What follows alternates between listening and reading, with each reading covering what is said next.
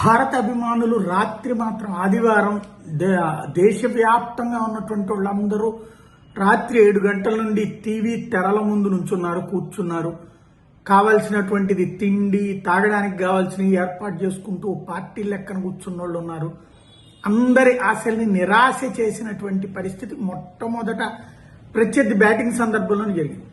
బౌలింగ్లో అద్భుతమైనటువంటి బౌలింగ్ మొదటి 6 ఓవర్లు ఏదైతే పవర్ ప్లేలో అద్భుతమైన ప్రదర్శన చేశారు మనవాళ్ళు.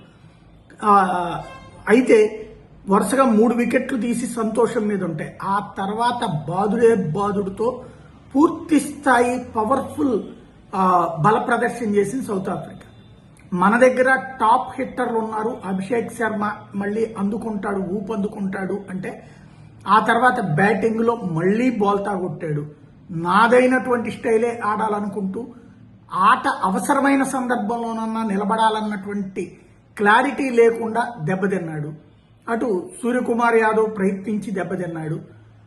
వరుసబెట్టి అటు ఇషాన్ కిషన్ ఫస్ట్లోనే అవుట్ అవడం అంటే పేక మేడల్లా కూలిపోయినటువంటి పరిస్థితి భారత బ్యాటింగ్. ఓవరాల్ గా భారతదేశం సంబంధించి జట్టుకి అహ్మదాబాద్లోనే T20 ప్రపంచ కప్పుల్లో సెమీఫైనల్లో ఓటములు జరిగినటువంటిది భారత్ జట్టు రెండు కూడా అహ్మదాబాద్లో జరిగింది. ఇప్పుడు అక్కడేనమాట 76 పరుగుల తేడాతో ఓడిపోవడం అంటే దారుణమైనటువంటి పతనం.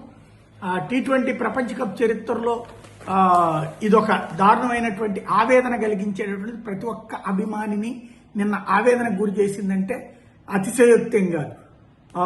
మొట్టమొదట అమెరికా మీద ఆడుతున్నప్పటి నుంచి నెదర్లాండ్స్ లాంటి వాళ్ళ మీద కూడా సాధికారమైనటువంటి బ్యాటింగ్ లేదు.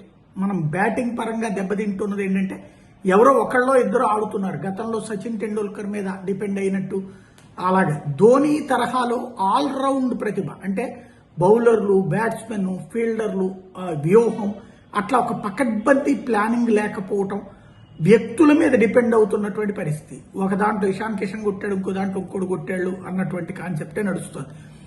దెబ్బతింటే తట్టుకోగలిగేటటువంటిది ఒకప్పుడు రాహుల్ ద్రావిడ్ లాంటి మిస్టర్ డిపెండబుల్స్, ధోని లాంటి మిస్టర్ కూల్స్ లేకపోవడం అన్నటువంటిది ఈ దఫా లోపానికి కారణం కనబడుతోంది.